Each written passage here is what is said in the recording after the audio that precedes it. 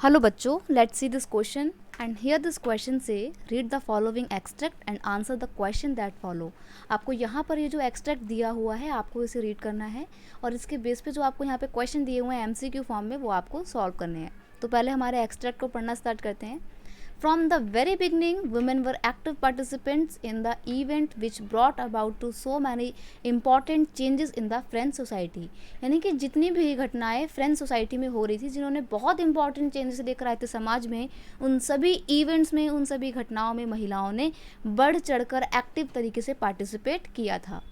They hope that their involvement would pressurize the revolutionary government to introduce measure to improve their lives। यानी कि महिलाओं ने इस उम्मीद के साथ इन सभी इवेंट्स में पार्टिसिपेट किया था कि अगर हमारा इन्वॉल्वमेंट बहुत ज़्यादा होगा, एक्टिव इन्वॉल्वमेंट होगा, तो रेवोल्यूशनरी गवर्नमेंट भी हमारी लाइफ के लिए, हमारे लिविंग स्टैंडर्ड को इम्प्रूव करने के लिए कुछ कदम उठाएगी।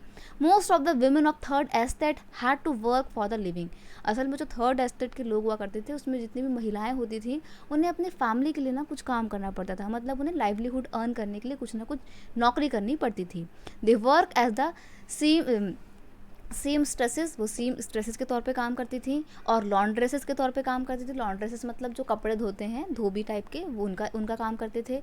सोल्ड फ्लावर, फूल बेचा करती थी, फ्रूट्स वेजिटेबल वगैरह बेचा करते थे मार्केट्स में। और more employed as a domestic servant, और कुछ लोग तो घरों में जाके भी काम करते थे। किनके घरों में? जो कि प्रॉस्पेरस लोग हुआ करते थे, अमीर लोगों के घरों में जाके काम करते थे थर्ड एस्टेट के female. Most women did not have access to education और जॉब ट्रेनिंग। ज़्यादातर जो महिलाएं थी उनके पास कोई भी एक्सेस नहीं थी एजुकेशन की, वो पढ़ी लिखी नहीं होती थी, ना ही उनके पास कोई जॉब की ट्रेनिंग होती थी। Only the daughter of noble और wealthier member of the third estate could study at the convent after which their family arrange a marriage for them.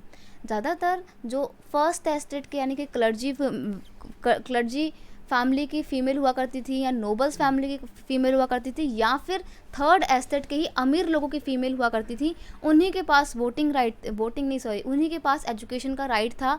और वो लोग कहाँ जाते थे पढ़ने के लिए? कॉन्वेंट स्कूल में। आपने देखा होगा कॉन्वेंट स्कूल कौन से होते हैं? जो क्रिश्चियनिटी के द्वारा चलाए जा रहे होते हैं, क्रिश्चियन रिलीजन के द्वारा चलाए जा रहे होते हैं। चर्च वगैरह कोई भी अपने उस पर चलाता है कोई भी स्कूल चैरिटी पे, तो उसको हम कॉन्वेंट स्कूल बोलते हैं। तो ऐसे ही कॉन्वेंट स्कूल में ये फीमेल पढ़ा करती थी जो अमीर फैमिली की होती थी।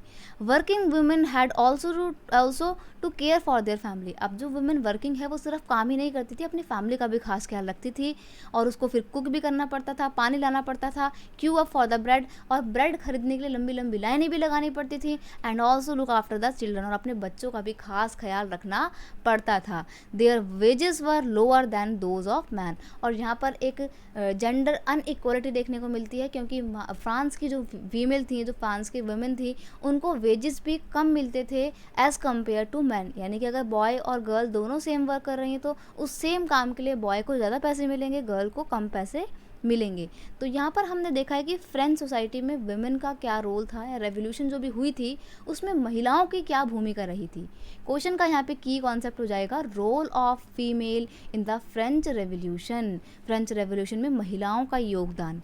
अब पहले हम इसके क्वेश्चन पढ़ते हैं। पहला क्वेश्चन है आपका, women were active participants in the important event of dash society. महिलाएं जो हैं वो बहुत ही एक्टिवली पार्टिसिपेट करती हैं और इस पूरे इम्पॉर्टेंट में बहुत ही बढ़ चढ़कर अपनी भूमिका निभाती हैं। और ये कौन सी सोसाइटी की बात हो रही है? सिंपल सी बात है, अभी तक हमने जो भी बात करी है ये हमने बात करी है फ्रेंच सोसाइटी के कॉन्टेक्स्ट में, यहाँ पर लिखा हुआ है। तो आप क्या करेंगे? आप ऑप्शन सी को मार्क कर देंगे, फ्रेंच।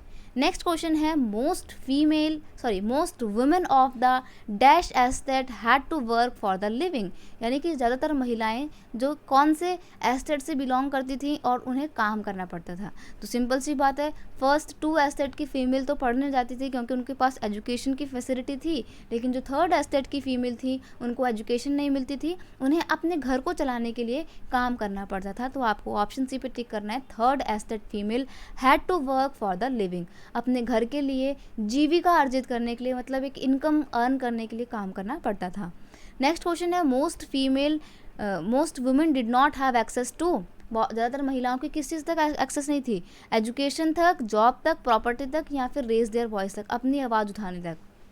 तो देखो, आवाज़ उठाने की बात नहीं आएगी, क्यों? क्योंकि वो लोग तो वैसे भी मूवमेंट में तो पार्टिसिपेट कर रहे थे ना, जितने भी इवेंट हो रहे थे उसमें महिलाओं ने बढ़-चढ़ कर हिस्सा लिया था।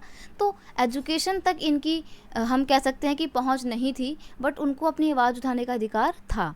नेक्स्ट है their wages were dash than those of man. जो उनके वेजेस हुआ करते थे फीमेल के, वो मेल के कंपैरिजन में क्या होते थे? इक्वल होते थे, कम होते थे, ज़्यादा होते थे या बहुत ज़्यादा कम होते थे। तो आप यहाँ पे लिखेंगे their wages were lower than those of man, man के कंपैरिजन में कम होते थे।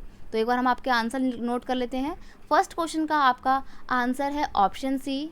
सेकंड क्वेश्चन का आपका आंसर है ऑप्शन सी। और जो थर्ड क्वेश्चन है आपका बच्चे, उसका भी आंसर क्या है? Option A. एंड जो फोर्थ क्वेश्चन है उसका आंसर है ऑप्शन बी। इस तरीके से आपको आपके सारे क्वेश्चन के आंसर मिल गए। I hope you understand it well. Best of luck.